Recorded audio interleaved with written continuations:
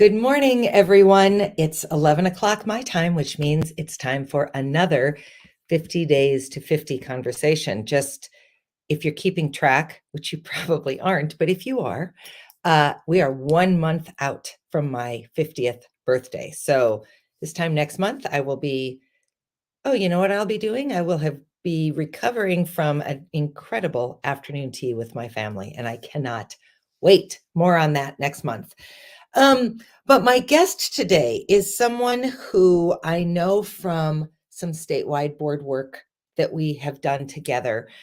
And, sometimes you get to meet people who you just have an immediate attraction to for whatever reason. And in this case, my attraction to Murray was that I could tell how measured and how wise he was. I just could feel it from him before we ever met in person. And all of the time that I've gotten to spend with him in this board work, I have never one time wavered in my belief that he is a measured, wise, kind, thoughtful person. And so when he said yes to joining me, I was thrilled. So please join me in welcoming my friend to the screen, Murray Sagsveen. Hello, Murray. Hello, how are you? I'm well. How are you? I am about 98% today.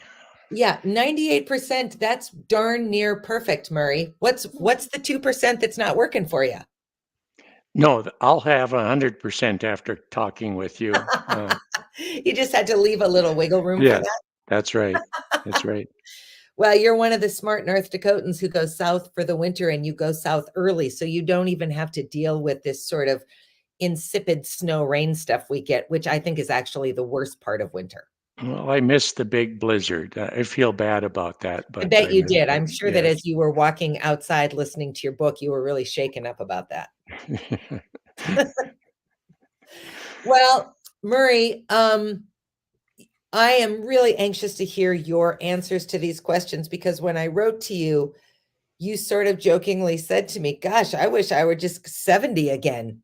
So I know that 50 is somewhat far back in your rear view mirror, but I also know that one of the reasons that, well, I assume this, one of the reasons that you are still so spectacular and dynamic is because you're still working. I don't know I that am. you really understand what retirement means, but I want to do what you're doing. Not exactly because I'm not an attorney, but I want to work the way that you work well into your later life because I think that's why you are still so vibrant. Well, Dana, I, work is not a good word. I'm having fun. All right. And, and so it's a little bit strange to say, well, I'm going to fun today. No, we say I'm going to work today, but I enjoy what I'm doing and I'm going to do it as long as I can until I tip over. I mean, Yeah. I just enjoy what I'm doing. Life is good. Life is good. And I really do think more and more studies say that what really affects people negatively is that hard stop from work to retirement and then not having some kind of plan in place for, well, what do your days look like? And I say all the time, as an artist, artists don't think about retirement because none of us ever really have real jobs. So we have no retirement benefits. Yeah. Therefore, you don't retire from art. You do art until art retires you. No, life is just a series of transitions, Mm, and and so I look at it this way. When we were in our 30s, we were comfortable, and then we turned 40. And then we have to learn things over again with family and others. And when people are 40, now you're transitioning into 50, mhm. you're probably very comfortable with your life at 40. But now, as you're turning into the decade of 50, you'll have different opportunities, different challenges, different life experiences, and then you'll transition 10 years later into 60. But it's all a learning experience, and every decade you're building on what you've learned before. So, in my mind, the older you get, the more interesting it may be because you have all of these life experiences to build on. So I love that. the good times are ahead for you, Dana. Thank you. I certainly am going to hold you to that, sir. Not that I think you can necessarily, ascribe those. I'm just gonna let the universe know. Murray said they're ahead. I've had a lot of good times. I expect many more. I have to put this comment up from my mom, Murray. I'm going to adopt. I'm going to fun today. That is the best, and it is naturally how I feel. So I can just now have a name for it. Thank you. Yes. Yeah, it is a fantastic way to think about life. I'm going to fun today. So I think actually it's only strange because most people don't think of life that way, because maybe most people haven't been fortunate to pursue the things that have really lit them up. So good for you for figuring it out, Murray. Well, I'm very fortunate. And the other issue is that when we're young, we tend to think that life is infinite. But it's important to remember that life is finite, and you just have to not waste your precious time. Yeah. And now I'm in the fourth quarter of the game, and it becomes even more important to plan. Do not waste your time. Plan accordingly, and do the things that are important to you and society. Yeah. Well, I'll give you a gold star for that, Murray, because I have only known you in that capacity, and there's no question you have adopted that model and lived it well. So you're an absolute model for me. There's no question about it. I have always felt that about you. So I'm thrilled to be having this conversation with you. So let's get to the questions, Murray, because I think you're going to have great answers. What are one or two of the most important lessons that you learned pre-50 that have served you well 50 and beyond? Don't waste time. Time is very precious, and spend that precious time with your family. Spend precious time with lifelong learning. Precious time keeping your body healthy. And there are, we can look back on. There are things that we really shouldn't be spending time doing. Of course, when you talk about wasting time, that's like beauty. It's a little bit in the eyes of the beholder. But I've really been fortunate, and there's some things I wish I wouldn't have devoted time to, and so that I could devote more time to other things. Yeah. And the other thing is the importance of volunteering for society, doing things that's important for society. Sometimes we tend to think, I want to do this for myself or one, but volunteering and giving time to society and public service, I think that's incredibly important. Yeah, I do too. And if we don't carry that forward, then we're sort of stuck with the leaders we get, because you really do need everybody to kind of throw their oar into the water to steer the ship. Yeah. And I've worked in state government and federal government, but for more than 25 years, I've been serving on advising nonprofit organizations or serving on nonprofit organizations board. And I really think that nonprofit organizations are wonderful opportunities for people to serve the public. I think so too. And gain leadership experience. Serving on a board of directors is important for leadership experience, whether it's a church council or a nonprofit organization that is in the arts field or social services. I mean, or serving on local governments, issues. Well, plus you meet really unusual people that you might not meet any other way. I'm thinking of you. I could never have met you without us serving on a board together. Yeah, our paths would not have crossed. No. Right. No, and I would be the poorer for it. So I'm very happy for that. And I also. So Thank you. That kind of sounds a little bit like I set you up to have to say that, but I appreciate it not at anyways. all. Not at all. Um, so what do you know now, Murray, that you wish you could go back and tell your younger self? And I don't care where you put that younger self. Um, the importance of lifelong learning is one thing, and I've had the benefit of lifelong learning.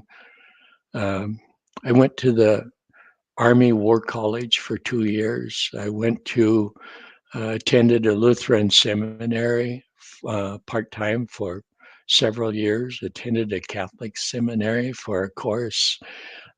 Traveled a lot. And I think that's incredibly important because sometimes we get into our own little world and with lifelong learning and books, listening to books. Uh, I listen to books when I walk, so I'm doing two things at one time. Um, but that's really important so you experience what's going on outside of your own little world. Yeah. Uh, Just in case anyone's curious, Murray told me before we got on, he walks 5 to 6 miles a day and he's listening to a book that's going to take 57 hours to finish. That's quite a yeah. book. It's an incredibly interesting book, and I make sure that I walk the same path so that I can focus on Mhm. listening to the book. So That's really I smart. don't I don't get distracted by scenery. Or I just want to focus on that book. But I'm doing two things at the same time. I'm learning and I'm staying healthy. Moving. So Yeah, yeah. absolutely. All right, sir. Last question for you. What have been some of the most joyful aspects of being 50 and older? Oh, a number of them.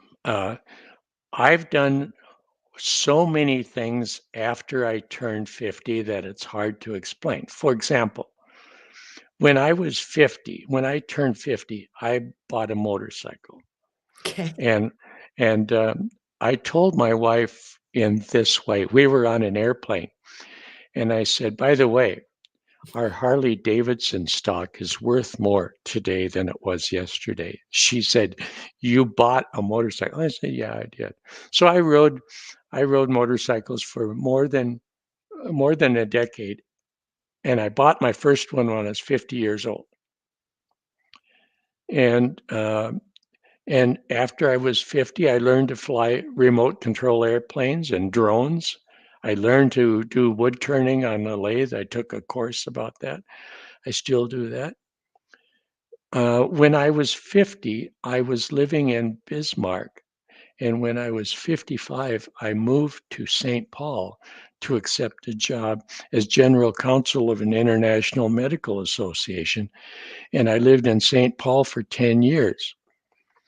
And I had this interesting conversation shortly after I moved, we bought a house and there was a crummy garage in the back on an alley. And I hired a contractor to tear it down and build a new garage. And we were sitting at the kitchen table and he says, "How old are you?"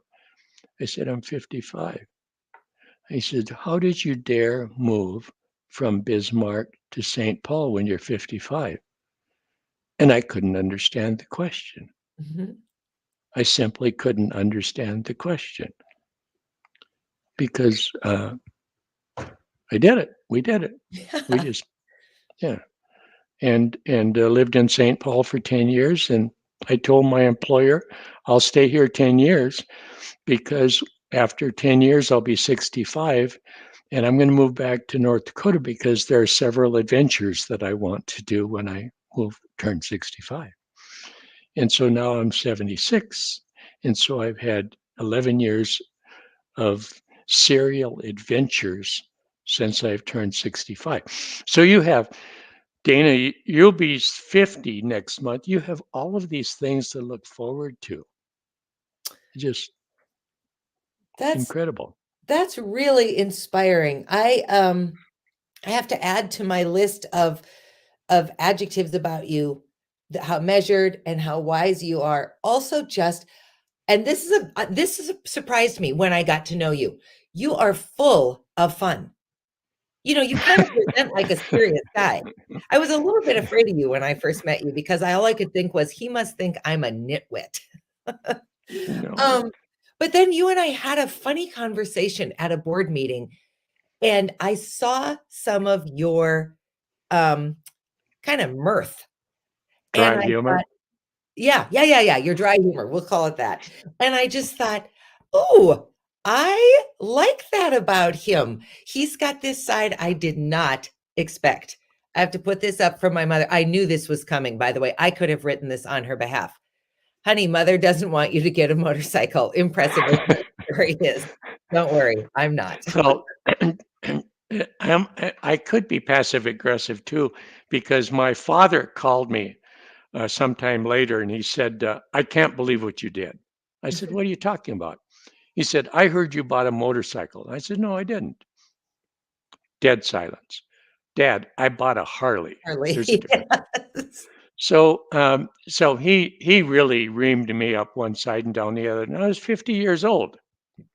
Uh-huh. So uh, he died in 1996, and uh, he was cremated, and I took his ashes on a ride, and That's fantastic. I strapped him down to the passenger seat, and we went on a long ride up to Lansford and spread some of his ashes on the farmland that he owned.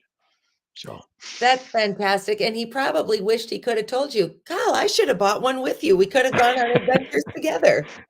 it took us a long time to go on a ride together, but we did. So, But you did. and we Well, chatted on the Mary, way. I loved I loved your insight. I loved that you said yes to this. I loved getting a chance to connect with you and not talk about, um, policy and legislation, which is often why you and I are together. Everyone Mm. who knows me is thinking, "What in the world kind of board is she on?" I'm just on the receiving end of Murray's great understanding of the policy and legislation from the North Dakota legislature. I'm not, But I'm not doing much with it. But Dana, the interesting thing is on that board, the North Dakota Association of Nonprofits, we have an opportunity to meet people from diverse backgrounds, and we learn so much. You know, for example, you you explain about the arts world, and that's something that's somewhat foreign to me, and uh, and I learned from that, and I learned about your passion about arts. That's important because where would we be if we didn't have passionate people talking about arts and the importance of arts in our life and society, you know? Yeah. Well, we're And lucky, Murray. I'm going to go there. I'm at 98 to 100% today now, too. And if I did an earlier live stream with my husband, and I was a real grumpy bear through the whole thing. So this is a big improvement. oh, well, it's always fun talking with you, Dana. And you, Murray, enjoy the rest of your warm walks and your epic book. And thank you so much for joining me. I really loved it. I have an absolutely wonderful day and an absolutely wonderful 50th birthday because it's the beginning of a new life, You. a new Thank you. adventure. I will take your word for it, sir. And everybody else, I will see you tomorrow. Have a great day. Thank you. Thanks, Bye. Murray.